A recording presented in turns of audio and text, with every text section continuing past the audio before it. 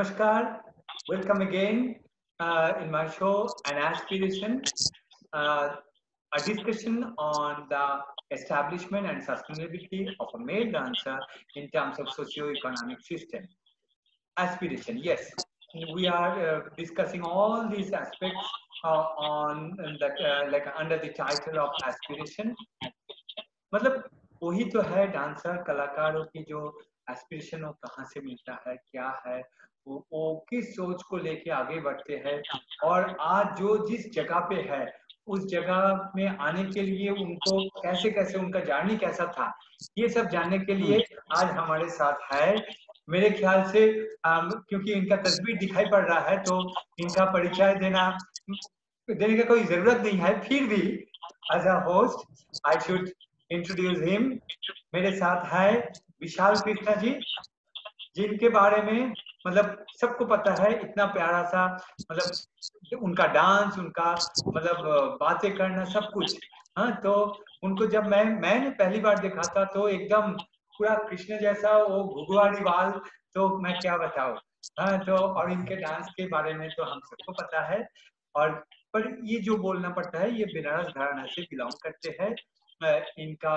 इनके बारे इनका जो शिक्षा कैसा रहा किसके साथ था ये मैं इनसे ही जान लेंगे और हम सबको पता है कि इनको एसएनए अवार्ड भी मिला है जो बिस्मिल्लाह खान अवार्ड अभी 2-3 साल पहले और मेरे ख्याल से और भी बहुत सारे अवार्ड इनको मिल चुका है और मिलने वाला है ये सब टाइम बोल देंगे कि इनको कितना सारे अवार्ड्स मिलेगा वो अलग बात है पर आज हम जिस विषय में बात करना चाहते हैं वो है मतलब एक मतलब अभी इतने सारे सब लोगों का साथ मतलब गुरु लोग और मेरे जो कंटेम्प्रेरी है उनके साथ बातचीत करते हुए मुझे अभी मेरे ख्याल से सबके पास ये क्लियर हो गया कि मेरा टॉपिक क्या था डिस्कशन किस विषय में हो रहा था पर अभी आज मैं विशाल से ये मैं विशाल को करके पुकारा हूँ क्योंकि मुझसे बहुत छोटा है और ये मुझे भैया बोलते हैं तो इनका जर्नी कैसा था इनका शिक्षा कैसा था इनके बारे में अगर वो चर्चा करे और वेलकम विशाल विशाल कृष्णा जी नमस्ते आपको भैया बहुत बहुत प्रणाम और जो मुझे देख रहे हैं उनको मेरा बहुत सारा प्रणाम उनको बहुत सारा प्यार मेरे जो हम उम्र हैं जो मुझसे बड़े हैं उनको बहुत सारा मेरा प्रणाम हाँ जी भैया आप पूछिए आप कुछ पूछ रहे थे हाँ जी हाँ आपका मतलब आप तो फैमिली में मतलब एक ट्रेडिशनल फैमिली से बिलोंग करते हैं फिर भी जैसे कि आप कब से शुरू किए मेरे ख्याल से तो एकदम मतलब जब से आप चलना शुरू किए तब से ही होगा पर फिर भी जानना चाहते हैं उसका बारे में थोड़ा सा अगर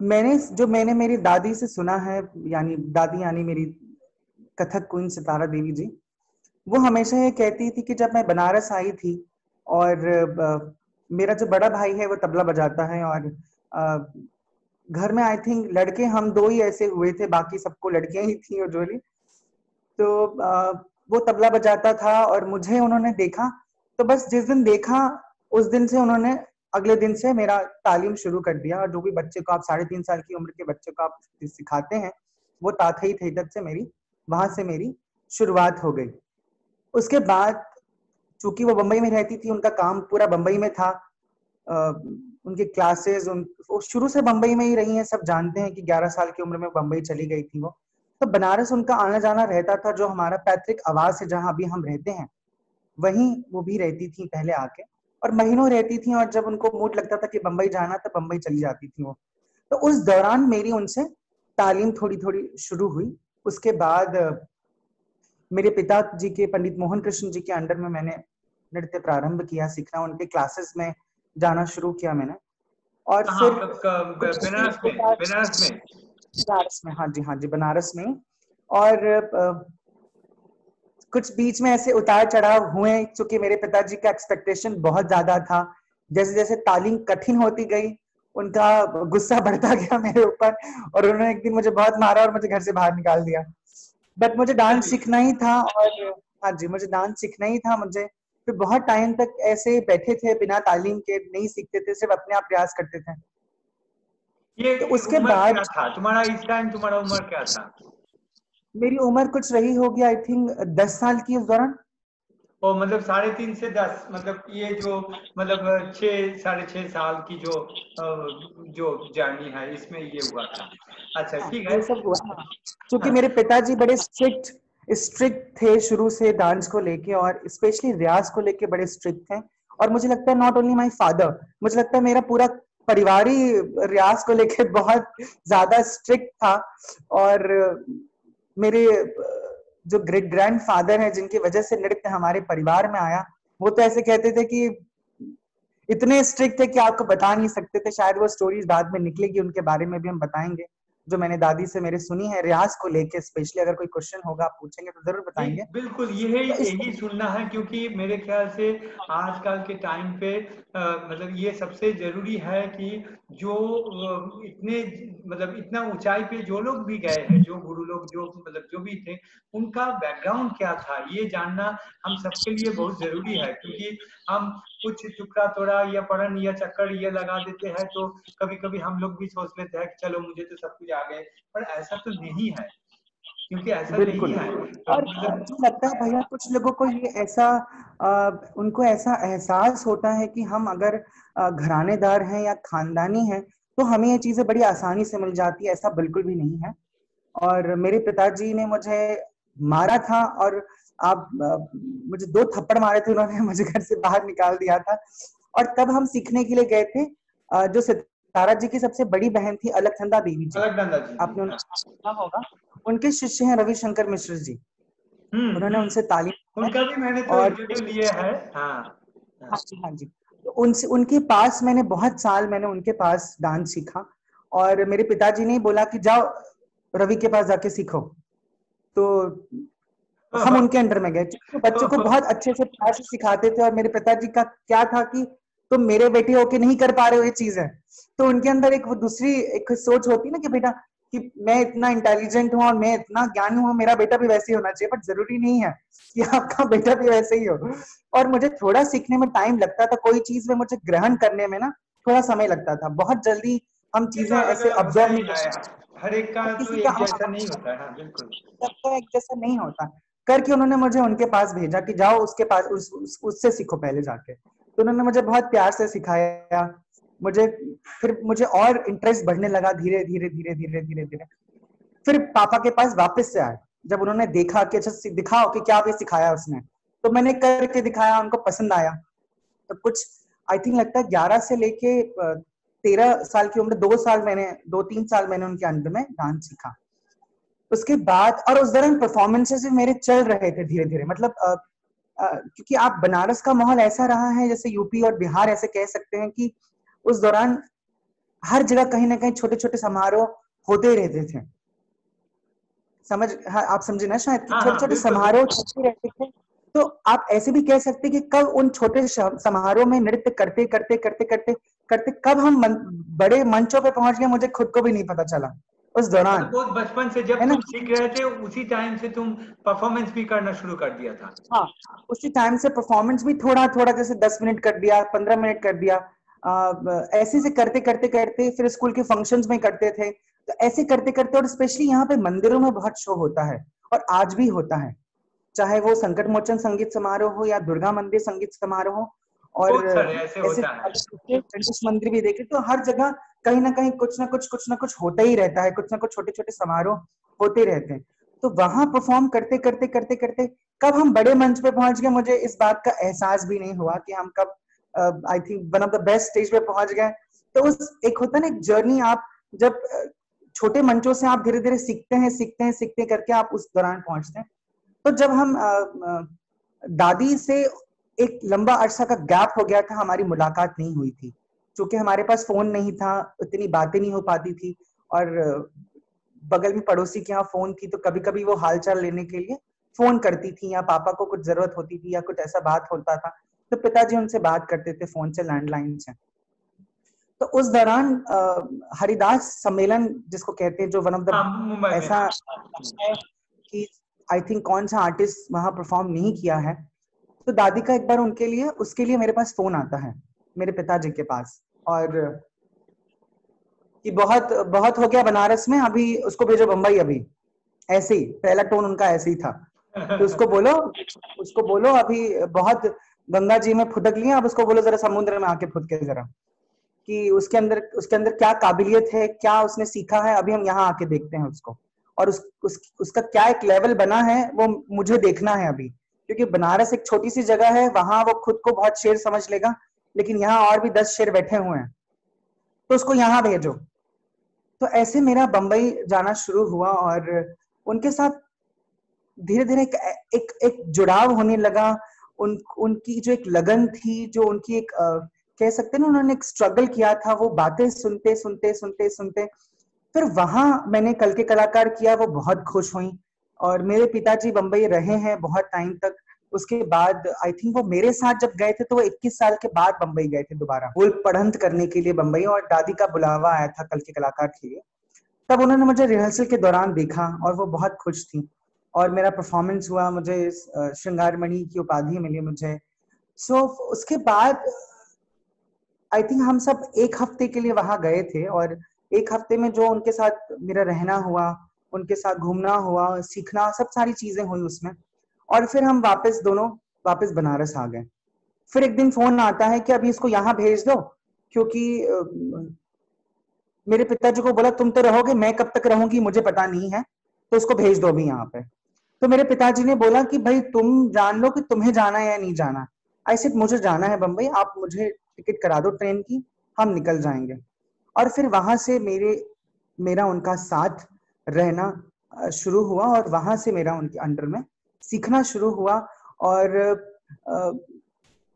मुझे उनकी बातें, उनका रियाज, जबकि मैंने बोला कि रियाज के लिए बड़ी वो स्ट्रिक्ट थी, उनके कानों में पूरे टाइम घुंघरू की आवाज आनी चाहिए, ऐसा होता था कि और ऐसा कोई टाइम का बाउंडेशन नहीं था कि आप सुबह ही करना है, अर्ली इन द मॉर्निंग करना है 5 बजे उठ के, ऐसा कुछ नहीं था हमारे घर में यूजुअली। दादी के साथ ऐसा नहीं था, इतनी छूट थी हमें कि कभी भी तुम रियाज कर सकते हो, चाहे वो दोपहर हो, हम सो रहे हो या नहीं सो रहे हो, उससे कोई मतलब नहीं है, बट मुझे कान में घुंघरू की आवाज आनी चाहिए। तो वो उससे अगर हम रियाज कर रहे होते तो वो सो रही होती थी, तो बैठ के कुछ सिखा देती थी उस दौरान। और पिताजी का भी ऐसे ही था, क्योंकि हमेशा वो ये बात बोलते थे कि प्यासा जो है ना वो कुएं के पास आता है, कुआं जो है वो प्यासे के पास कभी नहीं जाता है। तो तुम्हें सीखना है तो तुम्हें मुझे बार बार बोलना पड़ेगा कि मुझे ये चीज सिखाइए, मुझे ये चीज सिखाइए, तो मेरे बेटे हो करके हम तुम्हें सारी चीजें नहीं सिखा देंगे। तो इस तरीके से मेरी तालीम पिताजी के अंडर में भी हुई, दादी के साथ भी हुई, तो रविशंकर ये जी के तुम्हारा अंदर। लाइफ स्पैन का कौन सी टाइम था, मतलब जैसे कि 13 में से तुम्हारा दोबारा पिताजी से सीखना शुरू हुआ, और फिर ये कालका कलाकार तुम कब गए? हम बंबई गए जब हम 16 साल के थे पहली दफा।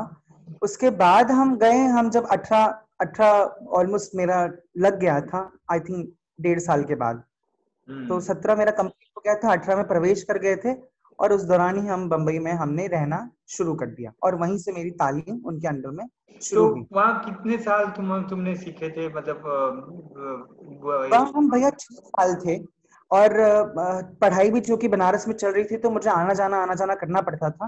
तो जैसे 1 महीना वहां है तो 1 महीना यहाँ है, या वो डिपेंड करता था मेरी पढ़ाई को लेके, कि क्योंकि पिताजी बोलते थे कि हम लोगों ने नहीं पढ़ाई की, लेकिन एटलीस्ट तुम तो पढ़ लो, कम से कम कुछ तो तुम्हें पढ़ाई का तुम्हें ज्ञान तो होना चाहिए भाई, क्योंकि पढ़ाई बहुत मस्ट है, हम लोगों ने नहीं पढ़ा है और आज वो चीजें हम फेस कर रहे हैं, तो हम नहीं चाहते कि तुम आगे चल के वो चीजें फेस करो।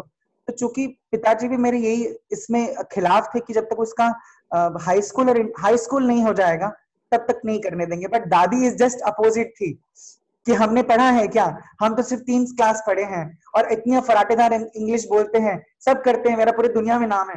तो मेरे पिताजी हमेशा बोलते, वो एक दौर अलग था, आज का दौर एक अलग है। तो पर नहीं देखो, बट मतलब जैसे कि तुम अभी बोली कि उन्होंने 3 स्टैंडर्ड तक पढ़ी, पर बाद में वो कितना अच्छा से इंग्लिश वगैरह सब कुछ बोलती थी, तो मतलब उनका भी तो पढ़ाई, मतलब स्कूल में शायद गए नहीं थे, पर अपना पढ़ाई, मतलब जो शिक्षा, वो तो किसी ना किसी तरह से उन्होंने तो अपने आप को अपग्रेड किए ना, नहीं तो बिल्कुल क्यों, बिल्कुल कैसे ये उस मकाम पे पहुंचते? बिल्कुल बिल्कुल किया उन्होंने। और हमने सुना है कि वो जब शूटिंग के दौरान बिजी रहती थी, और उसके दौरान जब वो फ्री रहती थी, तो उनका हमेशा उनके लिए इंग्लिश के ट्यूटर आते थे जो उनको पढ़ाते थे इंग्लिश। तो देखो, तो वो पढ़ती हाँ, वो इंग्लिश भी वही पढ़ती थी, वो उनको उर्दू पढ़ने का शौक था तो उन्होंने उर्दू भी सीखा।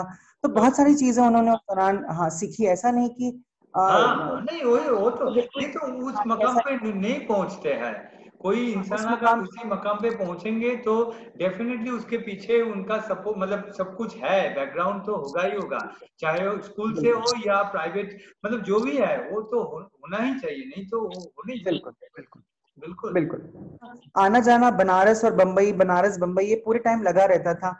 और मोस्टली का ज्यादातर हम बॉम्बे में ही रहते थे, बनारस बहुत कम रहना होता था, अच्छा। क्योंकि मुझे कहीं ना कहीं अच्छा लगने लगा था वो जगह, उनके साथ शायद रहना अच्छा लगने लगा था। और फिर ऐसे करके मेरी जर्नी की शुरुआत हुई और धीरे धीरे परफॉर्मेंसेस भी मुझे वहां पे भी मिलने लगे। फिर दादी जब पहले अकेले रहती थी पेडर रोड के अंदर, उनका घर और लता मंगेशकर जी का घर बिल्कुल आस पास है बिल्कुल। तो वो पहले वहां रहती थी और उसके बाद जब वो अपनी बेटी के पास शिफ्ट हुई वर्सोवा में, जयंती माला जी के पास में, तब मेरा थोड़ा बम्बई रहना कम हुआ, बनारस ज्यादा रहना शुरू हो गया मेरा। क्योंकि मुझे लगा कि चलो उनको किसी का साथ मिल गया और एक एज फैक्टर भी था उनके साथ में, कि एज भी उनकी हो रही थी धीरे धीरे, तो उनको अकेले ऐसा नहीं छोड़ सकते थे हम लोग कोई भी। तो जब वो वहां शिफ्ट हुई वर्सोवा में, चूंकि वहां बुआ है, मेरे फूफा जी हैं वहां पे, मेरी कजिन सिस्टर है बुआ जी की बेटी, तो ये सब जब उनको साथ मिला उनका, तो मेरा थोड़ा बम्बई रहना कम हुआ, बनारस रहना ज्यादा हुआ। फिर एक बार मैंने एक आर्टिकल पढ़ा था, यहाँ निकला था, बनारस घराने के ऊपर आर्टिकल निकला था कि सारे कलाकार बनारस घराना बोलते हैं, और बनारस घराना, बनारस तो सब छोड़ के भाग चुके हैं यहाँ से।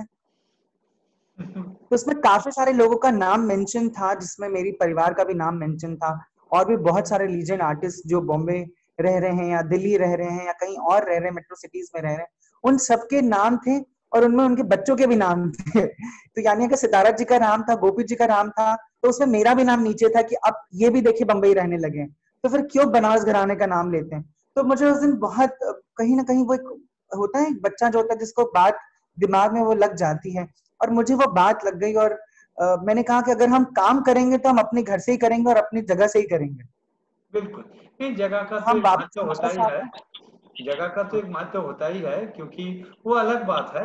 पर जैसे कि घराने की बात आई तो बातों बातों में ये आ गया, तो तुम्हें इस विषय में क्या मतलब कि मैं इसमें किसी से मैंने पूछा नहीं, जैसे कि अभी किसी ने मतलब ये मुद्दा उठाए थे तो बनारस घराने के बारे में, तो बस उसी हिसाब से मैं जस्ट तुम्हें पूछ रहा हूँ, क्योंकि देखिए तुम्हारे मेरे दादी देखो जितना हमें पता है, उनका तो हाँ, शिक्षा बनारस घराना में हुई थी, पर बाद में उन्होंने सभी घराने के बड़े गुरुओं के पास उन्होंने तालीम ली थी, बिल्कुल तो मतलब वो बिल्कुल वहां से ही शुरू हो गया था कि एक मतलब कॉम्बिनेशन ऑफ एवरीथिंग लाइक, तो एवरीथिंग। उसके बारे में तुम्हारा मुझे क्या? मुझे हाँ जरूर इस बात पे हम जरूर थोड़ा बोलना चाहेंगे, क्योंकि यूजुअली क्या होता है, हम सबसे बड़ा धन्यवाद और आई थिंक मुझे लगता है साष्टांग प्रणाम करें तो वो हमारे जो ग्रेट ग्रैंडफादर हैं उनको करेंगे, क्योंकि उन्होंने ऐसा संस्कार दिया है हमें। वो संस्कार पिताजी को मिला, पिताजी से मेरे अंदर आया, तो कहीं हमारे घर में वो घराना वाद नहीं रहा है आपस में, है ना। मेरे पिताजी खुद शंभू महाराज जी के गंडा बंधन शागिर्द रहे हैं, उनसे खुद सीखा है। मेरे पिताजी ने खुद बोला है, और जिस घर में हम रहते हैं उस घर में उन्होंने अपना प्रदर्शन किया है, अपना नृत्य किया है। जिस हॉल में हम रियाज करते हैं उसी हॉल में मेरे पिताजी ने बताया है कि यहीं बैठ के उन्होंने भाव बताया था बैठ के, और रो रहे थे। तो कहीं ना कहीं और उस टाइम पे मुझे लगता है कि ये घरानावाद था ही नहीं, मुझे लगता है ये घरानावाद तो लोगों ने बाद में बना दिया है। और मुझे लगता है अगर ऐसा होता तो कभी सुखदेव महाराज जी अपने घर के बच्चों को तालीम लेने के लिए वहां नहीं भेजते, कभी ना भेजते उनको वहां पे। और हमेशा एक परिवार जैसा माना है, और वही कथक सोच शायद कथक मेरे परिवार, अंदर आई है। कथक घराना, हाँ। हाँ, वही शायद सोच मेरे अंदर आई है कि आज हम महाराज जी के पास जाते हैं, उनकी सेवा करते हैं। हम कभी भी ट्रैवल करते हैं दिल्ली से तो हम जरूर उनके घर में फोन करके पूछते हैं कि महाराज जी हैं क्या, हम 2 दिन रुक जाए, 3 दिन रुक जाए, हम परमिशन लेते हैं फिर वहां रुकते हैं, क्योंकि हमें लगता है कि हम बहुत लकी हैं। जैसे मेरी दादी बोलती थी हमेशा कि मेरे पास 5 लोगों का खजाना है। तो हम लोग पूछते थे कैसे, तो कहती थी सुखदेव महाराज जी से सीखा, लखनऊ के 3 बड़े दिग्गज महान कलाकारों से सीखा, जिनके नाम आप जानते ही हैं, उनसे सीखा। और प्लस चौबे महाराज जी से भी सीखा, उन्होंने खुद के भाई से भी सीखा। क्योंकि जब और कहीं ना कहीं एक रिश्ता ऐसा भी बना कि महाराज जी के जो पिता थे, हम उनका नाम, मेरी इतनी औकात नहीं कि हम उनकी नाम लें, लेकिन फिर भी अभी लेते लोगों को बताने के लिए, आदरणीय पंडित अच्छन महाराज जी ने हाँ। चौबे महाराज जी को गोद लिया था, और तब महाराज जी पैदा नहीं हुए थे। और ये खुद महाराज जी ने बात कही है अपने बच्चों को, अपने क्लासेस में भी बताई है कि उनको लड़कियां हो रही थी और लड़के नहीं हो रहे थे, बच्चे उनके गुजर जा रहे थे, बहुत सारी ऐसे प्रॉब्लम्स हो रहे थे उस दौरान।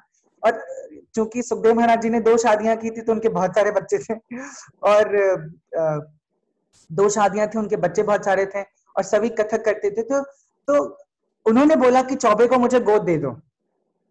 तो उन्होंने बिल्कुल ऐसे बच्चे को उठा के लिया, बोला लीजिए आपका ही बच्चा है, सिखाइए आप इसको। और उन्होंने उनको तालीम दी, अच्छन महाराज जी से वो सीखे बहुत टाइम तक, और फिर वो उनको और मानने लगे ये कह के कि तुम्हारा पैर इतना अच्छा था कि मुझे एक लड़का पैदा हुआ, यानी तब महाराज जी पैदा हुआ। और वो नहीं चाह रहे थे कि चौबे महाराज जी को वो वापस सुखदेव महाराज जी को दे, लेकिन सुखदेव महाराज जी ने उनको बोला कि महाराज जी अभी आपका घराना चलाने के लिए आपका एक वंश हो गया है, तो अब हम बहुत अपने आप को सौभाग्यशाली मानते हैं कि आप मेरा बेटा जो है आपके साथ रहा है, सीखा है, तो आप मुझे उसको वापस दे दीजिए। तो उन्होंने उनको वापस फिर लौटा दिया। तो ऐसे देखा जाए तो चौबे महाराज जी ने सुखदेव महाराज जी से भी सीखा है, और अच्छन महाराज जी से भी बहुत तालीम ली है। सितारा जी ने देखा जाए तो पिताजी से तो शुरुआत की है, उसके बाद तीनों दिग्गजों से सीखा है, फिर अपने भाई से सीखा है। मेरे पिताजी की बात करें तो उन्होंने अपने दादा से सीखा, यानी सुखदेव महाराज जी से, और उसके बाद उन्होंने शंभू महाराज जी के गंडा बंधन शागिर्द हुए, और वो घर में भी आना जाना करते थे हमारे। तो पिताजी उन्हें उनकी बड़ी सेवा की, मिलजुल के रहते बहुत थे। पैर हाँ, दबवाते बिल्कुल। थे, बहुत पैर दबवाते थे, मुक्के बहुत मरवाते थे, और सिखाते भी थे। तो उन लोगों ने उनसे भी सीखा है बैठ के। तो मुझे लगता है कि आपको हर एक अच्छी चीज, मुझे लगता है आपको अपने अंदर ग्रहण करनी चाहिए, चाहे वो किसी भी घराने की हो, चाहे वो लखनऊ की हो, चाहे वो जयपुर की हो, चाहे वो रायगढ़ की भी क्यों ना हो। तो मुझे लगता है मेरे पिताजी ने हमें यही शिक्षा दी है कि बेटा ये ब्रह्मा विष्णु महेश की तरह है, जब ये आपस में लड़ पड़े थे तो सोचो क्या हुआ था। तो वैसे ही इनको भी आपस में तुम ऐसे समझो कि एक ब्रह्मा है, एक विष्णु और एक महेश है। हर घराने की अपनी एक खूबसूरती है, हर घराने के गुरुओं ने उसको अलग तरीके से, उसको एक कहते हैं ना माला उसकी गूंथी है, जो हर कोई उसकी खुशबू से चमत्कृत होता रहा है। तो इसमें मुझे लगता है कि मैंने तो बहुत आई एम सो लकी भैया कि मुझे महाराज जी का सानिध्य मिलता है उनके घर में। मुझे एकदम बच्चे जैसा मुझे वो लोग रखते हैं, बहुत प्यार देते हैं मुझे। तो शायद मुझे लगता है वो बहुत सारी बातें ऐसी कि हम अपने शब्दों में बयान नहीं कर सकते, but I am very lucky. और मेरा एक बहुत मन है, चूंकि मेरे पिताजी ने लच्छू महाराज जी के कोरियोग्राफी में भी नाचा है, परफॉर्म किया है, तो मैंने कई बार महाराज जी को बोला कि एक बार मुझे भी वो चीजें आगे बढ़ानी है कि अगर मेरे पिताजी ने नाचा है आपके चाचा जी के उसमें, तो मुझे आपकी कोरियोग्राफी में एक बार जरूर नाचना है, ताकि हम आने वाली पीढ़ी को बता सके कि मैंने आपको देखा है, मैंने आपके साथ समय बिताया है। तो वो बहुत ही मुझे लगता है वो मोमेंट ऐसे हैं कि आप क्या कहूं मैं, मुझे लगता है मेरे पास शब्द नहीं है समझ वो में आ चीजें। गया, और मेरे ख्याल से जो इस इंटरव्यू को देखेंगे उनको भी समझ में आ जाएगा, क्योंकि डेफिनेटली घराना एक तो इनिशियल खामोखा मतलब लोग घराने को लेके इतना एक्चुअली बात विशाल करते हैं। मैं क्या मतलब सोचता हूँ इसके विषय में, जैसे कि देखो अगर हम नॉर्मल लाइफ के तौर पे देखें ना, तो मैं जैसे कि मैं कहाँ से है, मैं कलकत्ता से हूँ। हाँ, मैं कलकत्ता से हूँ, पर मैं अगर और कोई मतलब ये कलकत्ता की दूसरी जो जगह, कोई दुर्गापुर से है, कोई नॉर्थ बंगाल से है, ऐसे ऐसे अलग अलग होता है। पर फिर हम जब इसके आगे वेस्ट बंगाल के बाहर चले जाता है ना, तो हम वेस्ट बंगाल से हो जाता है। फिर मतलब इंडिया के बाहर जब जाते हैं तो हम सब इंडियन बन जाते हैं, इंडिया से हो जाते हैं। फिर एक कॉन्टिनेंट के जब हम दूसरे कॉन्टिनेंट में जाते हैं तो हम एशियन बन जाते हैं, और फिर बाद में जाके end of the day we are all global citizen. तो ये मेरे ख्याल से ऐसे ही कि तुम इस गुरु के स्टूडेंट हो, इस गुरु के स्टूडेंट हो, ऐसे ऐसे एकदम बेसिक लेवल पे होता है। और फिर आगे जाता है कि उस गुरु ने किस घराने से सीखे है, तो घराना आ जाता है। फिर घराने के बाद वो आ जाता है कथक, वो आ जाता है मतलब कथक, और फिर कथक के बाद आ जाता है मतलब classical dancers, we all are classical dancers, and then it come like end of the day we are the dancers. Right मतलब राइट मैं तो इसको ऐसे एनालिसिस करता हूँ ताकि ऐसे मतलब हमारे जो नॉर्मल लाइफ है उससे कैसे हाँ मिलते हैं ये। बिल्कुल बिल्कुल बिल्कुल ठीक कहा आपने, हाँ जी बिल्कुल हाँ, तो आप जितना जी। अपने आप को बढ़ाओगे, पर हाँ ये बात भी मैं इसको मानता हूँ कि एंड ऑफ द डे तुम्हारा जो खुद का आइडेंटिटी है, मतलब तुम्हारा जो जहाँ जहाँ जड़ है वो भी हाँ एक है। तुम मतलब फॉर हाँ एग्जाम्पल मैं, तो हाँ उसको तो छोड़ना ही नहीं है, ना, अपनी जो मिट्टी की खुशबू है ना उसको तो हाँ कहीं आप उसको छोड़ ही नहीं सकते। लेकिन हाँ मुझे लगता हाँ है कि हर हर डांसर को, हर किसी अपने अपने से सीनियर्स को हमेशा उससे किसी की परफॉर्मेंस देखने भी जाना चाहिए, तो हमेशा इस लालच से जाना चाहिए कि आपको कुछ अच्छा ही देखने को मिलेगा, बिल्कुल, कुछ अच्छा ही सीखने को मिलेगा। और शायद यही संस्कार हमारे पिताजी लोगों ने हमें दिया है बड़े लोग, कि हाँ हर किसी को देखो, चाहे इनविटेशन हो चाहे ना हो, पता चला है किसी का कॉन्सर्ट है तो जरूर देखने के लिए जाओ, तुम्हें हमेशा उसकी एक अच्छी चीज तो तुम्हें जरूर नजर आएगी उसके अंदर, बिल्कुल बिल्कुल। तो ले लो अपने अंदर में। अब हम लोग आ जाते हैं, हमारा जो मतलब एक्चुअल विषय है कि मतलब फाइनेंस एंड आर्टिस्ट्री।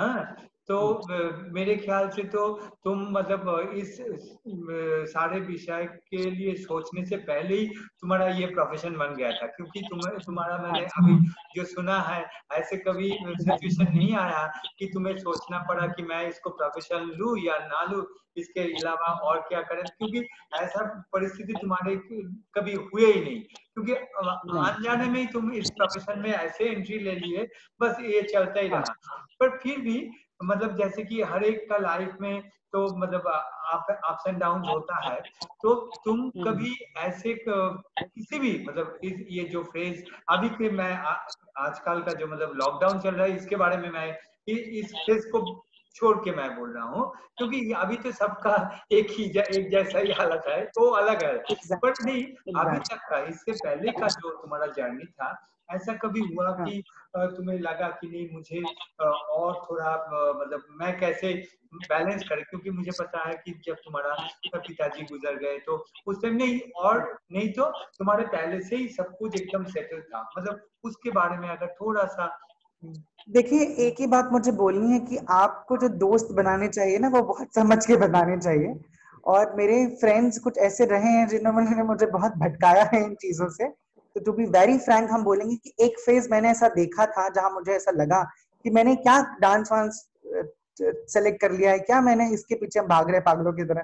तो एक फेज आया है वैसा, शायद वो उम्र का फैक्टर हो सकता है, वो एज फैक्टर हो सकता है कि आप उस दौर में, वो जो कहते हैं ना दुनिया कि आप उसमें एक भटक से जाते हैं रास्तों में, आपको ही लोग आके भटकाते हैं कि, और वो उनमें से मेरे, हम कह सकते हैं मेरे फ्रेंड्स रहे हैं स्कूल टाइम पर जब हम थे, और मुझे लगता है हम 8th 9th में रहे होंगे, तब एक फेज आया था मेरे टाइम पे ऐसा, जब लोगों ने मुझे भटकाना शुरू किया, रियाज से मुझे भटकाना शुरू किया, और खेलने कूदने के लिए मुझे लोगों ने पोक करना शुरू किया कि चलो तुम क्या ये घुंघरू उंगरू बांध के, लड़के लोग ये काम थोड़ी ना करते हैं, ये सब तुम्हारी चीजें नहीं है, चलो चलो चलो खेलने चलते हैं। तो एक फेज मैंने वो भी वैसा देखा है, लेकिन आज जब वो चीजें याद करते तो मुझे आई थिंक मुझे हंसी आती है वो चीजें सोच के अपने आप को। और मुझे लगता है हर किसी का एक एज, एक टाइम आता है जब कभी ना कभी वो जरूर भटकता है, और वही दौर होता है जिसमें आपको खुद को सही दिशा आपको बनानी होती है एकदम, जो आपने लक्ष्य बना लिया है। और लक्ष्य बनाना बहुत जरूरी है, आपका गोल बहुत डिसाइड होना चाहिए। और मेरा गोल आई थिंक मैंने बहुत पहले ही डिसाइड कर लिया था कि मुझे कहाँ पहुंचना है। मैंने वो देख लिया जब था कि मुझे गोपी जी जैसा, सितारा जी जैसा मेरे बचपन के ख्वाब थे। जब मेरे घर से वो एरोप्लेन जाता था ऊपर से उड़ के, तो हम सारा टाइम ऐसे देखते रहते थे, एक दिन हम इस पे बैठेंगे, एक दिन हम ऐसे बैठेंगे इसके ऊपर। और आज इतना बैठ गए हैं कि आप प्लेन में बैठने से मुझे आज आज ऐसा होता है कि अरे फिर से जर्नी करनी है। क्या बात, फिर क्या मैंने बात। ऐसी कहानियां सुनी है कि गोपी जी इतने बिजी रहते थे, मेरे पिताजी बोलते थे कि 30 दिन में 28 दिन परफॉर्म कर रहे हैं। तो कितनी बार ऐसा होता था कि उनका सामान पिताजी स्टेशन लेके जाते थे, और वो ट्रेन से उतरते थे, वो नया सामान लेते थे, दूसरा सामान उनको देते थे पुराना, वो घर लेके वापस आते थे, और वो अगली ट्रेन उनकी 2 घंटे बाद होती थी, और वो उस ट्रेन से आगे निकल जाते थे। तो हम हमेशा सोचते थे कि आज कभी ना कभी मेरे साथ भी एक दिन ऐसा होगा, मुझे भी ऐसा करना है, और मैंने वैसा भी किया। वो, आप अगर बहुत पॉजिटिव हैं, अपने अपने काम पे आपको बहुत विश्वास है, आपने अगर वाकई बहुत मेहनत की है तो आपको, मुझे लगता है कि वो उसका फल आज नहीं तो कल जरूर मिलेगा ही मिलेगा। शायद मुझे जल्दी मिला, लेकिन उस पर भी लोगों ने बहुत आपत्ति की, ये बहुत जल्दी सर पे चढ़ गया है, ये बहुत जल्दी चढ़ा है तो धड़ाम से गिर भी जाएगा नीचे।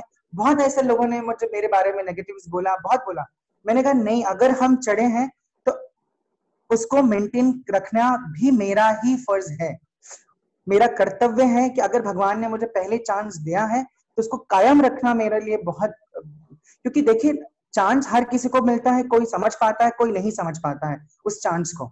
मैंने हमेशा ये बात बोली है कि खानदानी होने का असर सिर्फ इतना होता है कि आपको शायद जल्दी स्टेज मिल जाता है प्रूफ बाकियों की करना है अपेक्षा। आपको, सस्टेन करना तो आपका काम से, आपका काम से ही आपको वहां टिका रखना है, आपको प्रूफ करना है। और कुछ दिनों पहले ही मेरी किसी से डिस्कशन चल रही थी इसी टॉपिक पे कि बहुत साल पहले जब हम कथक केंद्र गए थे, और कथक केंद्र मंडी हाउस में था, तो वहां इतने सारे स्टूडेंट बैठे थे और राजू गुरु जी के, पंडित राजेंद्र गंगानी जी के क्लास में मेरे पिताजी लेके गए मुझे और बोला चलो तुम्हें कथक केंद्र दिखाते हो, और हम कथक केंद्र देखने के लिए गए।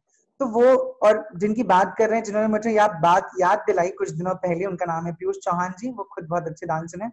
तो उन्होंने मुझे बोला कि तुम्हारे पिताजी का जो एक ऑरा था, पिताजी का जो तुम्हारे बोल्डनेस थी ना, हाँ ये कर अभी तुरंत करके दिखाएगा, घुंघरू दीजिए घुंघरू दीजिए, क्योंकि राजू गुरु जी ने कुछ कहा था कि आपका बेटा नाचता है सुना है, तो हमारे स्टूडेंट्स को भी थोड़ा सा, हाँ हाँ क्यों नहीं। तो कितना वो अपने बच्चे के ऊपर वो कॉन्फिडेंट थे कि नहीं नहीं बिल्कुल करके दिखाएगा। तो वो जो कॉन्फिडेंट है वो आपके अंदर होना बहुत जरूरी है। और वो बोल रहे थे कि तुमको से, तुम्हारे से ज्यादा तो हम तुम्हारे पिताजी को देख रहे थे कि ये कितने कॉन्फिडेंट है अपने बच्चे को नचाने के लिए। जब मतलब वो पढ़त करते थे तुम्हारे साथ तो देखते था वो एकदम लगता था वो उन्होंने तो बैठे हैं पर वो खुद डांस कर रहे हैं, तो मतलब उधर डांस कर रहे हैं, आंख चला जाता था। हाँ वो खुद डांस कर रहे हैं ऐसा लगता था। तो वो आपको डिपेंड करता है कि आपने कितना रियाज किया है। नॉट ओनली आपका रियाज, आपका जो मनन, दिमाग है, मनन, चिंतन मनन। हाँ तो आप चिंतन चिंतन और मनन किया है उस चीज को लेके, आपको स्टेज मिल गया है, तो लोगों की एक्सपेक्टेशन भी उससे डबल हो गई है, क्योंकि आप किसी घराने से बिलोंग करते हैं और उस घराने को रिप्रेजेंट कर रहे हैं आप, है ना। तो हमें लगता है कि अगर हम एक बार बेताला गिर गए तो वो हमें नहीं बोलेंगे हम बेताला गिर गए, वो बोलेंगे अच्छा ये सितारा देवी जी का ग्रैंडसन था जो बेताला गिरा है। तो किसमें किसका नाम आया, उनका नाम आ गया। वही तो मुझे जैसे कि लगता है, हाँ, नहीं नहीं ये तो बहुत बड़ा रिस्पॉन्सिबिलिटी, मुझे भी मतलब पूरा ये सबको मानना ही है, ये तो कोई मतलब ऐसे बोलने वाला बात नहीं है, क्योंकि ये definitely it's very true, it's very true. जी बिल्कुल बिल्कुल बिल्कुल। और तो इस तरीके से, हाँ हाँ, मैं ये पूछ नहीं रहा था आप, कि हाँ आप तो जैसे कि सबको पता है as a soloist you came into the field and you are mentioning that like strategy like being a soloist, but at the same time we have seen मतलब कभी कभी आप डुएट भी करते हैं, आप ग्रुप का भी एक दो जगह स्पेशल अपीयरेंस के हिसाब से अपने ग्रुप का भी काम किए हैं। तो आपको क्या लगता है कि आपको कौन सी सबसे अच्छा लगता है मतलब इन तीनों में, मतलब solo, duet, group? Of course मुझे सोलो बहुत अच्छा लगता है करना, क्योंकि मुझे लगता है कि I think I don't know, अब मैं खुद की तारीफ क्या करूं, मुझे लगता है कि वो सबसे ज्यादा मेहनत का काम होता है कि और इसके पीछे भी एक स्टोरी है, दादी ने मुझे बताया था जब हम थोड़े भटक रहे थे इधर उधर, तब दादी ने मुझे पकड़ के बिठाया था। और उनकी तब आई थिंक वो लास्ट उनका 2 साल चल रहा था, मतलब हालांकि वो कभी भी ऐसा नहीं सोचा कि हम मरेंगे, ऐसा कभी नहीं था। उनका जो विल पावर इतना स्ट्रांग था, तो हमेशा वो फ्यूचर के बारे में ज्यादा बात करती थी, हमेशा कहती थी अच्छा तुम्हारी शादी होगी तो हम ऐसा करेंगे, तुम्हारी तो हम सोचते थे ये खुद अभी 92 की चल रही है, तो ये क्या अभी मेरे, नहीं नहीं मैं 100 तो जाऊंगी जाऊंगी, वो एकदम गारंटी था। वो बोलती थी कि मैं 100 तो मैं पूरा पार करूंगी करूंगी। जो उन्होंने बताया ये बात कि तुम सोलो आर्टिस्ट बनने के लिए बड़ी मेहनत लगती है, क्योंकि अगर ऑडियंस में 500 लोग बैठे हैं तो 500 लोगों की 1000 आंखें हैं जो सीधा तुम पे फोकस हैं। तो खुद को सर से लेके पांव तक इतना ऐसा बना लो कि कोई भी तुम्हारे नुस्ख ना निकाल पाए कि तुम्हारा चेहरे का अभिनय कम था, तुम्हारे हस्तक ठीक नहीं थे, क्योंकि जरूरी तो नहीं तुम्हारे हर वो 1000 आंखें तुम्हें एक ही जगह पे पॉइंट आउट कर रही हैं, ऐसा तो कभी नहीं होगा। कोई तुम्हारे ड्रेस को देख रहा होगा, कोई तुम्हारे डांस को देख रहा होगा, पर वो निगाहें तुम पे ही घूम रही होंगी पूरे टाइम। सच बताओ, ये मतलब मैं तो बहुत अपने आप को सौभाग्यवान समझता हूँ, क्योंकि really I feel really blessed to have the opportunity to practice with Pandit Kumar Bose ji. During my अरे वाह। प्रैक्टिस ही used to give all this reference.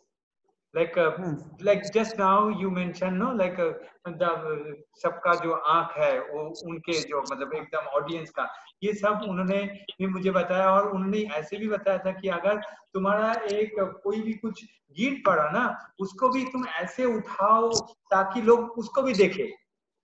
देखे, राइट, अगर घुंडू का कोई अगर कोई बॉल निकल गए ना, उसको भी ऐसे रखो जाके तबले के पास कि लोग उसको भी देखे कि आह वो कैसे उठाया. तो ये सारे जो आर्टिस्ट ही है ना, तो यही तो मेरे ख्याल से तालीम है, और मतलब जो एसोसिएशन है, तो बड़े गुरुओं से मतलब कलाकारों से मतलब मिलके रहने से ये सब सीखने के लिए मिलता है. तो मैं पूरा अगर आपकी सोलो डुएट, हाँ, अगर आपकी वो जो बात थी वो अगर हम कंप्लीट करें तो सोलो डुएट और ग्रुप में आई थिंक मुझे सबसे मजा आता है सोलो करने में, उसके बाद डुएट आता है, उसके बाद ग्रुप में आता है, क्योंकि हर चीजों का ना एक अपना एक्सपीरियंस है, अपनी एक फीलिंग है. कोरियोग्राफी में नाचना वो भी एक बहुत कठिन काम है, क्योंकि भाई आपको हर डांसेस को मैनेज करना है, क्योंकि आई डोंट नो, आप शायद ज्यादा समझते होंगे. तुम्हें डांस करना है, कोरियोग्राफर जो चाहते हैं उनके हिसाब से तुम्हें करना है, उनके हिसाब से डांस करना होता है, और मुझे उसका भी एक्सपीरियंस मुझे करना था, और जो कि मैंने किया भी, कि मैंने दूसरे गुरुओं के अंडर में भी मैंने परफॉर्म किया है. मैंने पद्मश्री माधवी मुद्गल जी के अंडर में भी मैंने परफॉर्म किया है, उनके कई सारे मैंने प्रोजेक्ट किए हैं, उनके अंडर में भी मैंने बहुत सारा काम किया है. तो मुझे वो भी एक एक्सपीरियंस करना था. मैंने महाराज जी की ग्रैंड डॉटर रागिनी के साथ भी मुझे एक्सपीरियंस करना था, और सोलो का तो खैर हम कर ही रहे थे. और एक होता है, एक पब्लिक डिमांड भी होती है कि आप उसमें भी चले जाते हैं, कि कहीं ना कहीं आप बहुत सोलो सोलो कर रहे हैं, तो कोई ना कोई आपको फिर नए थीम के साथ, नए कॉन्सेप्ट के साथ आपको देखना चाहती है. तो कुछ इस तरीके से फिर हमारा डुएट बना, और आज शायद लोग पसंद करते हैं मुझे. तो बट अगर कोई मुझे पूछे तो सबसे पहला हम सोलो रखेंगे, then duet, and then choreography रखेंगे. हाँ, बट आई थिंक कोरियोग्राफी अगर मेरी है तो वो सबसे लास्ट में होगी. किसी और की बात है तो फिर आई थिंक उसको भी हम बहुत अपने सोलो डुएट जैसा ही एक लेवल पे ही रखेंगे. अगर कोई बहुत बड़ा ग्रेट गुरु उसकी कोरियोग्राफी करने वाला, किसी की कोरियोग्राफी में मुझे परफॉर्म करना है, तो आई थिंक मुझे सभी चीजों में मुझे बैलेंस करना पड़ेगा, और मुझे तीनों ही बहुत मजे आते हैं. बट अगर सबसे ज्यादा पूछे तो मुझे सोलो में ज्यादा मजा आता है करने में. अच्छा, तो एक बात लास्ट, मतलब जैसे कि तुमने बनारस और मुंबई दोनों जगह में तुमने काम किए हो, तुम रह चुके हो, और तुम्हारे फैमिली के जो मतलब जो तुम्हारा ट्रेडिशन हो, जैसे कि एक खानदानी फैमिली जो जैसे है, और उसी तरह से मुझे जितना पता है, मैं हो सकता है मैं गलत हूँ, पर फिर भी जैसे कि देखा है, जैसे सुना है कि तुम्हारे फैमिली का भी बॉलीवुड में बहुत अच्छा कंट्रीब्यूशन रहा, मतलब बहुत अच्छा कंट्रीब्यूशन, और वो मतलब एक उसको एक सम्मान दिया है, एक सम्मान के साथ, मतलब कथक के जो सम्मान उसके साथ वो इसी तरह से बॉलीवुड में मतलब गोपी जी या सिद्धार्थ दीदी सबने काम किए हैं. तो तुम्हें क्या लगता है, तुमने कभी काम किए हो, या अगर कभी काम अगर आएगा तो तुम्हारा क्या इच्छा है इस विषय में? देखिए, मैंने काम किया भी है और मुझे ऑफर्स भी आए हैं, लेकिन मैंने सबसे पहला अपना डांस को रखा है, अपने नृत्य को रखा है, जिसके पीछे मुझे मेरे फैमिली की जो मेहनत लगी है, पहले हम उसको सबसे ज्यादा प्रायोरिटी देते हैं. और मुझे लगता है, मुझे सीरियल में भी मैंने काम किया हुआ है, और वो चैनल बंद हो गया फिलहाल, बट सागर आर्ट्स के लिए मैंने काम किया हुआ है. उनका एक शनि देव की तुम तो एक फिल्म भी महिमा किए थे, पता है, तुम कृष्ण बने थे. हाँ, वो बहुत पहले. हाँ, मीरा ऐसे कुछ. हाँ, मुझे लगता है वो एक एक्सपीरियंस बहुत ही अलग है. तो मुझे लगता है दोनों को मिला के चलना बहुत डिफिकल्ट है, क्योंकि आप कहीं ना कहीं उस नेम फेम के पीछे भागने लगते हैं, है ना. आपको जैसे आपका एक सीरियल आता है, आपका एक अलग इमेज बन जाता है लोगों की निगाह में, और एक आप कहीं ना कहीं उसके पीछे भटक जाते, तो मुझे हमेशा ऐसा लगता था कि ऐसा ना हो कि कहीं हम भी उन्हीं में भटक जाए और जिसके लिए हम बने हैं वो ही ना कर पाए। जिसको मुझे लोग जानते हैं, जिस वजह से जानते हैं कि विशाल कृष्णा ऐसे कथक डांसर मुझे जानते हैं, मुझे वो नाम कहीं ना कहीं अपना धुंधला नहीं करना था। गायब तो उसको नहीं होता कायम मैं, रखना है, लेकिन उसको कायम रखना है। तो मेरे को कायम रखना था। और ये आज के दौर की फिल्मों की बात करें या सीरियल की बात करें तो उसमें आप तो बहुत कम हो गया है क्लासिकल, लेकिन सितारा जी की अगर हम बात करें तो सितारा जी ने भी फिल्में इसलिए छोड़ दी थी। सितारा जी ने भी बहुत फिल्में छोड़ी हैं। जो मैंने उनसे स्टोरी सुनी है, मैंने उनको पूछा था कि वो 11 साल की उम्र में बनारस से वो बंबई गई थी। डायरेक्टर बनारस आए थे उनको ढूंढते हुए, उनको नहीं ढूंढ रहे थे, कोई एक ऐसी लड़की ढूंढ रहे थे उस एज ग्रुप के हिसाब से जो डांस भी करती हो और गाना भी गाती हो। तो कहीं ना कहीं वो हमारे ग्रेट ग्रैंडफादर से उनकी मुलाकात हो गई। वो किसी स्कूल कॉम्बिनेशन के में फंक्शन में गए थे, सितारा जी वहां डांस कर रही थी, उन्होंने देखा इस तरीके से, आके बताया उनके पिताजी को कि हम चाहते हैं कि हमारी बिटिया, आपकी बिटिया हमारे फिल्म में काम करे। वो वहां चली गई बंबई। तो चाइल्ड आर्टिस्ट का काम करना पहले उन्होंने शुरू किया। वसंत सेना उनकी सबसे पहली फिल्म थी। वसंत सेना में उन्होंने काम किया और डायरेक्टर का नाम था निरंजन शर्मा। तो वहां से उनकी जर्नी शुरुआत हुई। फिर धीरे धीरे धीरे धीरे वो हीरोइन की सखी बनने लगी, सहेली बनने लगी। फिर धीरे धीरे करते करते उनकी उम्र बढ़ने लगी तो वो खुद भी हीरोइन बन गई। बट उनको कहीं ना कहीं एक टाइम पे आके ये रियलाइज हुआ कि कहीं ना कहीं वो सितारा इनमें कहीं ना कहीं खो रही है आपस में। और उनके क्लासिकल के उनके शोज नहीं मिलते थे उनको, क्योंकि वो जो इमेज उनकी बॉलीवुड वाली बन गई थी, लोग उनको वही नृत्य में देखना चाहते थे स्टेज पर भी। और तभी के जो फेस्टिवल होते थे वो तो प्योर क्लासिकल फेस्टिवल होते थे। ऐसा कहीं भी इस तरीके का ग्लैमर और ये सब कुछ नहीं हुआ करता था उन फेस्टिवल्स में। तो उन्होंने बोला कि मैंने फिर उस दिन किसी मंच पे वो नाच रही थी और ऑडियंस ने चिल्ला के बोला कि मुझे ये कथक वथक नहीं देखना, मुझे बॉलीवुड वाला डांस दिखाइए। उस जमाने में उस जमाने में तो उन्होंने कहा कि नहीं, ये जो मंच है यहाँ हम कथक ही दिखाएंगे, बॉलीवुड का डांस देखना तो तुम मेरे फिल्म में उठा के देख लो। तो बोला हम नहीं देखेंगे। ऑडियंस ने कहा हम नहीं देखेंगे, तो उन्होंने कहा मत देखो। वो चली गई, उन्होंने परफॉर्म ही नहीं किया वहां से, वो छोड़ के चली गई। तो उस दिन से उन्होंने फिल्में करना बंद कर दिया। उन्होंने उन्होंने कहा कि मैंने 1 साल मैंने खूब रियाज किया, खूब रियाज किया, लोगों को जा जाके बोला कि मुझे कथक के शोज दो, मुझे कथक के शोज दो। और फिर धीरे धीरे उन्होंने अपने आप को साबित किया। तो जो एक टैग लगा था उनके अंदर बॉलीवुड का, वो कहीं ना कहीं खत्म हुआ और वो खुद सितारा की तरह चमकी उसके बाद। तो उनका कंट्रीब्यूशन तो बहुत रहा। ऐसे गोपी जी का भी हुआ। हालांकि गोपी जी ने बहुत अच्छे से उन चीजों को मैनेज किया, क्योंकि गोपी जी क्या रहा है कि उन्होंने झनक झनक पायल बाजे जो ऐसी फिल्म आई, उसके बाद उनकी इमेज बहुत बदल गई। उसके बाद लोगों ने कथक को जानना शुरू किया कि ये भी एक ऐसा डांस फॉर्म है जिस जो पूरा ही नृत्य के क्लासिकल ऊपर ही था। पूरा बेस, हाँ पूरा उसके ऊपर बेस उसका, उस पर पूरा नृत्य का ही था। तो लोगों ने जानना शुरू किया उनको। तो उन्होंने मोस्टली कर कोरियोग्राफी की फिल्मों में, और एज ए कोरियोग्राफर होने के साथ उन्होंने परफॉर्म भी बहुत किया।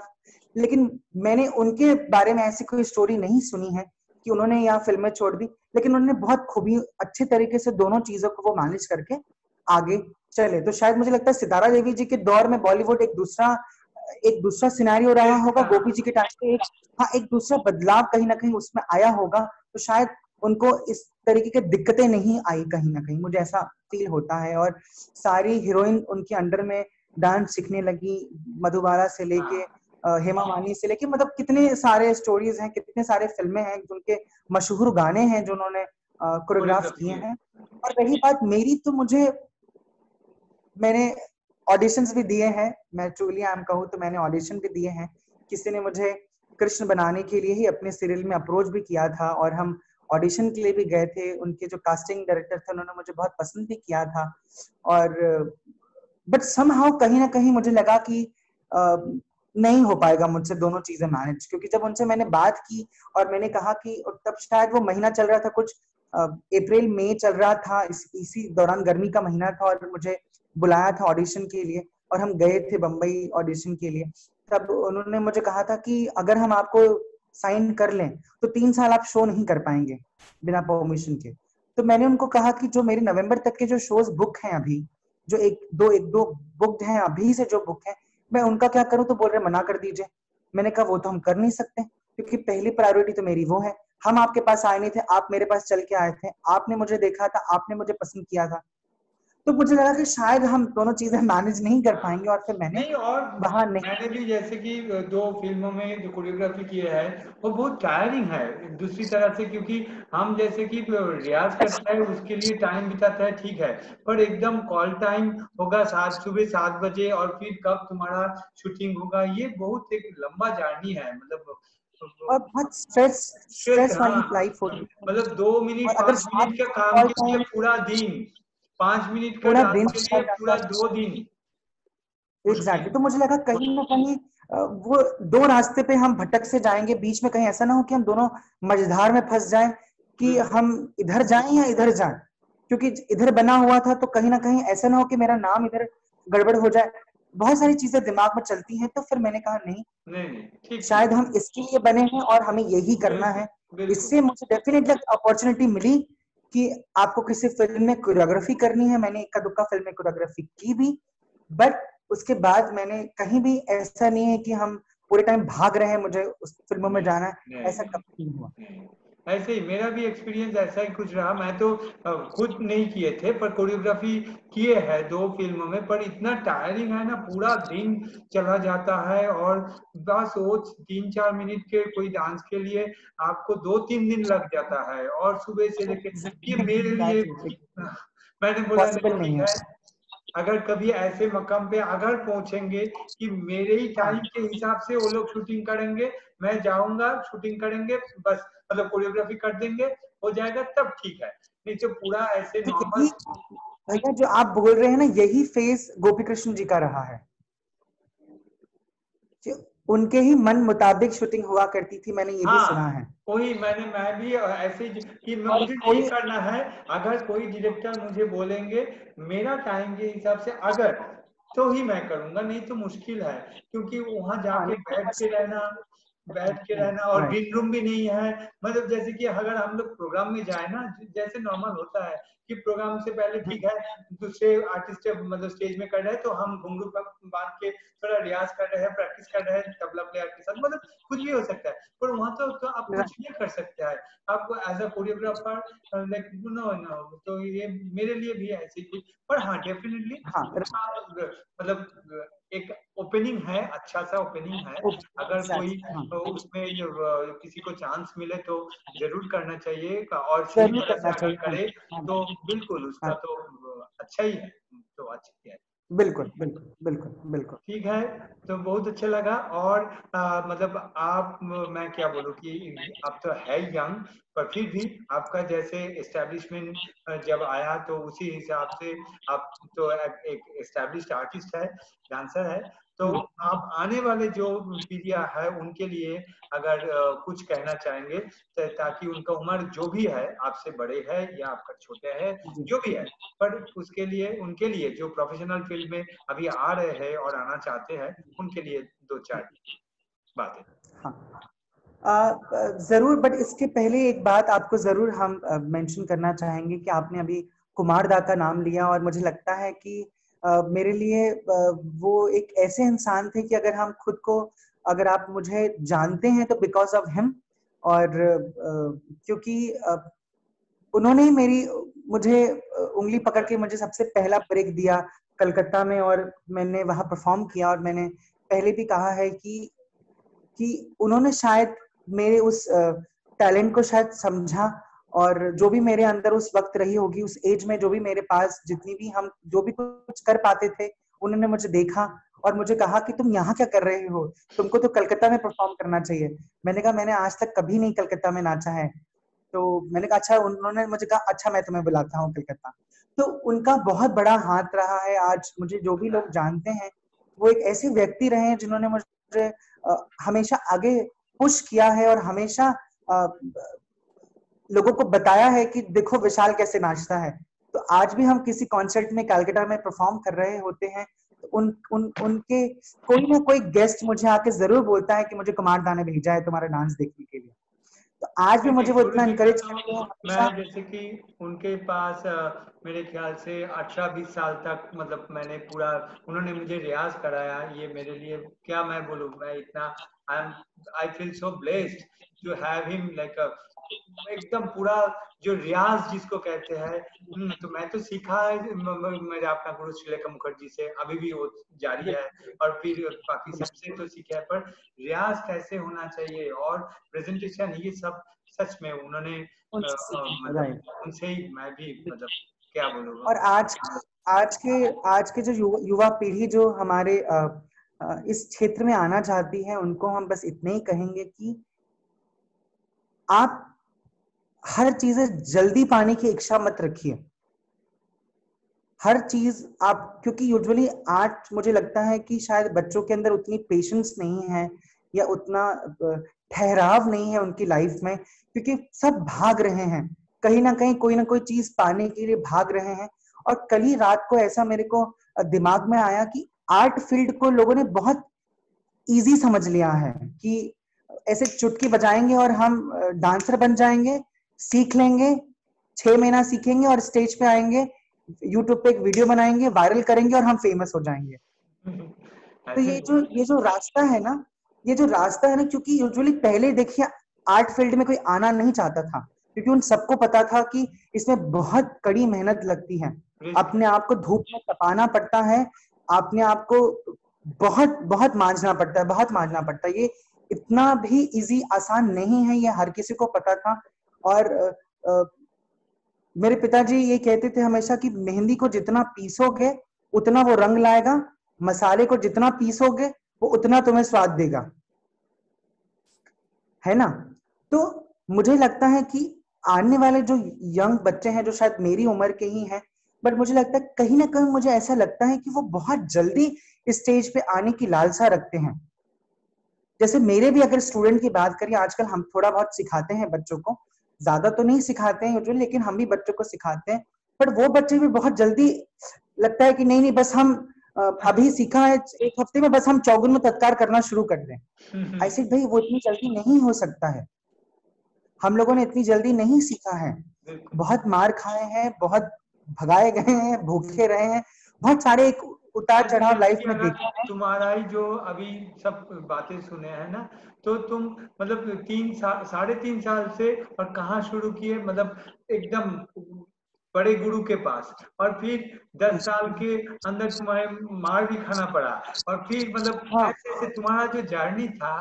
तो वो अगर हो सकता है कि तुम्हारे पास जो स्टूडेंट आई है ना, वो 10 साल में सीखना शुरू किए और 12 साल में बोल रहा है कि मैं अभी स्टेज में डांस करेंगे। तो चाहता हूँ, राइट तुम्हारा राइट। जो, और फिर उसके अलावा तुम्हारा जो मतलब एक महल, मतलब जिस महल, मतलब जो एम्बियंस जिससे तुम बड़े हुए हो, तुम्हारा जो मतलब पूर्वजों का जो मतलब रियाज है तुम्हारा नस में, वो भी तो काम करता है ना, वो भी तो है। एग्जैक्टली जिन भी तो है ना, नॉट ओनली रियाज, ये ऐसा नहीं है कि नॉट ओनली रियाज, अपने आप को ना बहुत और जो कैसे समझ, कहेंगे ना, नहीं मैं इसलिए मैं जो समझ, मतलब तुम्हारे कितने बच्चे जो जो तुम 5-6 तुम घंटे डांस डांट खा करते हैं, मेरे सकते से हो, अच्छा बचते होंगे। जैसे कि नहीं, तुम हम अगर ये चीज बताना चाहते हैं। हाँ, गलती करो तो तुम्हें डांट पड़ेगा। तो ये जो समझ है, और हाँ, मतलब बाकी घर में जो नॉर्मल जो सीखते हैं ना, घर में उनको अभी तो फिलहाल अभी का तो और भी बात है, क्योंकि आप किसी को मतलब डांट नहीं सकते हैं, तो मतलब ये बिल्कुल भी सब, नहीं कर सकते। हाँ, हाँ तो ये बिल्कुल नहीं सब तो, कर सकते आप। ये सब राइट। कॉन्सिडर करके ही तुम्हें अपना को समझना है कि मैं क्या हूँ, और मेरा क्या परिस्थिति है। आज और बहुत सारी बातें आज भी हम सुनते आते हैं कि भाई सिर्फ लोग बोलते हैं रियाज करो, रियाज करो, रियाज करो, रियाज करोगे तो तुम स्टार बन जाओगे। क्या रियाज करो। नहीं, ऐसा नहीं होता है। रियाज करना जरूरी तो है ही, लेकिन आपको उस कला के प्रति खुद को समर्पित करना होता है। नॉट ओनली रियाज, रियाज तो मुझे लगता है शायद मैंने भी इतना साधना, नहीं किया जो आने साधना, वाले बच्चे कर रियाज के बाद पांच रियाज तो पांच छह साधना हो जाता है, साधना। उस साधना में आपको खुद को तल्लीन करना पड़ता है, तब आप समाधि की तरफ पहुंचते हैं, तब आपको लगता है। और खुद की यूएसपी, आपको अपने आप को समझना बहुत जरूरी है ना। आप जैसे, मैंने अगर मेरी बात करिए तो मैंने अपने आप को बहुत समझा है, हमने दूसरों से पूछा है। आज भी हम ममता दीदी के पास जाते हैं, महाराज जी की बेटी के पास जाते हैं, ममता दीदी के पास जाते हैं, माधवी दीदी के पास जाते हैं, क्योंकि अगर आप मेरी बात करिए तो अभी मेरे पास तो कोई नहीं है सीखने के लिए, ना दादी है, ना पिताजी हैं, कोई नहीं है सीखने के लिए। लेकिन हमने अपने आप को इतना समर्पित कर दिया है उन गुरुओं के प्रति, और इतना हम हमेशा ऐसे जाते हैं महाराज जी के घर में, हम हमेशा ऐसे। बिल्कुल बिल्कुल। और जो मेरी मतलब जो ऑनेस्टी मतलब जो तुम जहाँ से जो भी सीख रहे हो उसको मतलब एक्नॉलेज करना, ये भी तो मतलब ये सब बहुत मिलके तो जरूरी होता है। है। एग्जैक्टली और रियाज के साथ, रियाज तो मस्ट आपको करना ही है, लेकिन अपने आप को समझना बहुत जरूरी है कि आपके अंदर यूएसपी क्या है, आपकी सबसे अच्छी चीज क्या है, उसको निखारना आपको बहुत जरूरी है। नाच बहुत अच्छे बच्चे, मुझसे भी बहुत अच्छा बच्चे नाचते हैं, हम यूजुअली हर किसी के वीडियोस देखते रहते हैं, मुझे लगता है यार ये तो बहुत अच्छा नाच रहा है, कोई चक्कर में बहुत तैयार है, कोई तत्कार में बहुत तैयार है। बट एक वो बात होती है ना कि आपने हाथ बांध के आप खड़े हो गए और आपने नजर फेंकी और उसमें ही आपने लोगों को घायल कर दिया। तो वो बात आपको अपने अंदर उजागर करनी पड़ेगी, आपको लानी पड़ेगी। सिर्फ रियाज करना, एक तैयारी से नाचना, वो सिर्फ बात नहीं होती, और आपके अंदर ऑडियंस को हिप्नोटाइज करने की एक शक्ति होनी चाहिए और जैसे कि कि आप। मुझे जो लगता है कि एक टाइम तक तो तुम्हारा जो फिजिकल रियाज है वो होता है सबका, फिजिकल रियाज मतलब, और उसके बाद जो मनन होता है ना 24 घंटा मतलब 24 आवर्स जो तुम उसमें मतलब लगे रहते हो, वो रियाज भी तो बहुत ही इम्पोर्टेंट है। पर रियाज भी, और शायद और स्टेज पे खुद को, हमने कथक फेमस होने के लिए नहीं सीखा था, मेरे अंदर वो एक मतलब भावना नहीं थी। शायद इस मेरे अंदर बड़ी पवित्र भावना थी कि मुझे मेरे घराने को बचाना है। मुझे लोगों ने मुझे इतना बोला था कि ये तो घराना का दिया जो है बुझ रहा था, इसको किताब में पढ़ा जाता, तो मुझे वो नहीं सुनना था, मुझे वापस से उसको करके दिखाना था कि और भाई तुमने हमें नहीं किया चाहिए है, कि लोग तुमने आज किया को किताबों में पढ़े बैठ के। और मैंने शायद उसको प्रूफ किया, मैंने लोगों को बताया कि भाई हमारा भी ये स्टाइल रहा है, भले एक लंबे अरसे का गैप रहा है, after Gopi ji, after my father, एक लंबा अरसा गैप रहा है, लेकिन हम फिर वापस से कम बैक किए। तो मैंने ऐसे नहीं कोई बचकाना डांस करके उनको दिखाया कि दिस इज बनारस घराना, मैंने एक लेवल पे उनको दिखाया, क्योंकि हम बहुत टाइम तक हम भागते नहीं रहे परफॉर्मेंसेस के लिए, या हम ऐसे नहीं किया है। जब तक मेरे पिताजी ने मुझे अलाउ नहीं किया है, या मेरे पिताजी ने खुद बात नहीं किया है किसी जगह पे, या सितारा जी को नहीं लगा है कि अभी इसको स्टेज पे आना चाहिए। अगर ऐसे देखा जाए तो भाई 16 इयर्स की उम्र में मुझे एक स्टेज मिला था, जिसको आप कह सकते हैं बहुत ही बड़ा स्टेज, जो कि कल के कलाकार हैं। अगर हम छोटे मोटे परफॉर्मेंसेस तो कर ही रहे थे, लेकिन आप अगर एक लेवल की बात करिए तो मुझे एक लेवल 16 साल की उम्र में मिला। चूंकि मेरी जर्नी 3.5 साल से शुरू हो गई थी, तो मुझे 16 साल में मिल गया वो चीजें, है ना। तो बस मुझे इतना ही कहना है, और जिससे भी सीखिए वो भावना रखिए सीखने की। वो ऐसा वाला नहीं होना चाहिए कि आपने, हम पैसे दे रहे हैं तो 4 टुकड़े आपसे सीख लिया, उसको पैसे दे रहे हैं तो हम 4 टुकड़े आपसे सीख लिए। उससे कोई फायदा नहीं होता, कोई फायदा नहीं होता उसमें। हमने गुदे महाराज जी की बात सुनी है कि उनके पास इतनी चीजें थी, लेकिन जब भी बजाते थे ऐसा लगता था कि सब तरफ फूल खिल रहे हैं, ऐसा लगता था। अनगिनत फ्लावर्स उनके आसपास है, अजीब से एक खुशबू आती थी। तो क्यों आती थी? क्योंकि उन्होंने साधना ऐसी की हुई थी। वो उसके पीछे भाग नहीं रहे थे, उस नेम फेम के पीछे भाग नहीं रहे थे, वो तो अपने आप ही आ जाएगा। मुझे किसी ने कहा था बहुत साल पहले कि तुम्हारा नाम बहुत होगा, तुम्हारे पास पैसे नहीं होंगे। तो हम सोचते थे अगर मेरे पास नाम होगा तो पैसे तो अपने आप आ जाएंगे, तो हम पैसे कमाने के थोड़ी ना आज परफॉर्म कर रहे हैं। मुझे बहुत पहले किसी ने कहा था, मेरा हाथ देख के मुझे किसी ने कहा था कि तुम्हारा नाम बहुत होगा लेकिन तुम्हें पैसे नहीं मिलेंगे। तो नहीं मैंने कहा ऐसा अरे ऐसे ना हो, सब बराबर होगा, ऐसे क्योंकि नहीं नहीं। हम लोगों के एग्जाम्पल्स बता रहे जो लोगों ने मुझे दिए। और सबसे बड़ा क्रिटिक आप खुद होते हैं। आप जो भी अगर नेगेटिव आपके बारे में बोलता है, आप उसको पॉजिटिवली लीजिए, बिल्कुल उसको बिल्कुल सुधारने की कोशिश बिल्कुल। करिए। मुझे भी लोगों ने बहुत बोला है, हमने हर बड़े गुरुओं के पास जाके मैंने उनको कमियां अपनी बताई है कि भाई हम अभिनय नहीं कर सकते। ये मेरे अंदर बहुत बड़ा एक दिमाग में मेरे बैठा हुआ था कि हम अभिनय नहीं कर सकते थे, अभिनय नहीं कर सकते थे, शायद हम अच्छे नहीं लगेंगे शायद। तो लोगों ने उसको निकाला ना। ममता दीदी के साथ जब अंडर में हम सीखते हैं तो वो बोलती है कि नहीं तुम कर सकते हो बेटा, तुम करने की कोशिश तो करो, बाकी हम बैठे हैं ना तुम्हें बताने के लिए। तो इस तरीके से मेरा वो एक जो नहीं, ये और जैसे कि तुम्हारे तो मेरे ख्याल से फिर भी जैसे वो जगह पहुंचना थोड़ा आसान था, थोड़ा मतलब आसान मैं नहीं बोलूंगा, क्योंकि जैसे कि एकदम तुम ममता दी को जाके तुम पूछ सकते हो, या तो ऐसे, क्योंकि एक माहौल था और एक बैकग्राउंड था, इसलिए। पर हमारे लिए भी ऐसे ही हुआ है। मैं ये मतलब शेयर करना चाहेंगे, मुझे भी ऐसे एक्सप्रेशन उतना मतलब ऐसे, और मेरा देखो ना, मेरा चेहरा क्या है, मतलब डांसर जैसा है नहीं कि इतना छोटा छोटा आंखें। मैंने तो हमेशा भगवान से ये भी बोलता हूँ कि अगर तुम्हें डांस ही कराना था मुझसे तो थोड़ा टाइम लेके तो बना सकते थे। हाँ, सच में, सच में मैं पर नहीं, वो लेकिन बहुत नहीं, आपकी सोच चूंकि बहुत अच्छी है ना, आपकी एक जो टाइम सोच है था, वो बहुत अच्छी है। एक टाइम था, नहीं मैं वही बोल रहा हूँ, एक टाइम था वो मेरा, ये सारे मतलब कॉम्प्लेक्शन मेरे अंदर था। पर बाद में आहिस्ता आहिस्ता काम करते हुए इसके लिए बहुत टाइम देना पड़ा। पर फिर सच, मैं ये सच बता रहा हूँ कि 2 साल पहले, 2 या 3 साल पहले हम दिल्ली में बसंत उत्सव में ही प्रोग्राम था, और प्रोग्राम के दूसरे दिन जब आके महाराज जी को प्रणाम किए तो महाराज जी ने ये पर्टिकुलर यही बात हो के मतलब देखो कि तुम्हें ये इसको अगर तुम अपने मन से उसको मतलब समझना चाहते हो कि मेरा जो कमी है उसको मैं कैसे पार करूं, तो कभी ना कभी किसी ना किसी से तुम्हें वो मतलब मिल जाता है उत्तर। महाराज जी बोले नहीं, अब मेरा बहुत अच्छा लगा, तुमने ज्यादा मेकअप वकअप नहीं किए, और थोड़ी आंखों से तो एक्सप्रेशन नहीं आता है, वो यहाँ से आता है, मन से आता है, वो चेहरे पे दिखता है, वो दिखाई पड़ रहा था। तो ये जो मतलब मैं ये बोल रहा हूँ कि पर इसके लिए मुझे कितना टाइम देना पड़ा, एग्जैक्टली और मुझे लगता है कि आपको आपके नाच सुंदर बनाता है, आपको वही आपका ये चेहरा सुंदर नहीं बनाता है, आपको नहीं, वही आपका जो वही है वो आपको सुंदर बनाता है। तो आपको खुद को समझना बहुत जरूरी है कि आपकी यूएसपी क्या है, आपकी कमी क्या है। कोई आपको बोलता है उसको बहुत पॉजिटिवली लेना ये चाहिए। बिल्कुल। ऐसा नहीं हर कोई आपके बारे में नेगेटिव ही बोल रहा है या गलत ही बोल रहा है। अगर कोई नेगेटिव बोल रहा है आपके तो अच्छा है, नेगेटिव अगर कोई अच्छा बोल रहा है तो अच्छा है, क्योंकि वो तुम्हारा भला चाहते हैं, इसीलिए, क्योंकि भला दूसरी तरह से, क्योंकि वो अगर तुम्हारे नेगेटिव जो है ना उसको पॉइंट आउट नहीं करेंगे तो तुम उसको सुधार नहीं सकते हो, उसको सुधार नहीं सकते पॉजिटिव। हैं। बिल्कुल नहीं, हाँ नहीं, बिल्कुल मैं तो ये बिल्कुल। इसको पूरा मान के चलने का कोशिश करता हूँ, और ये कोशिश जारी है।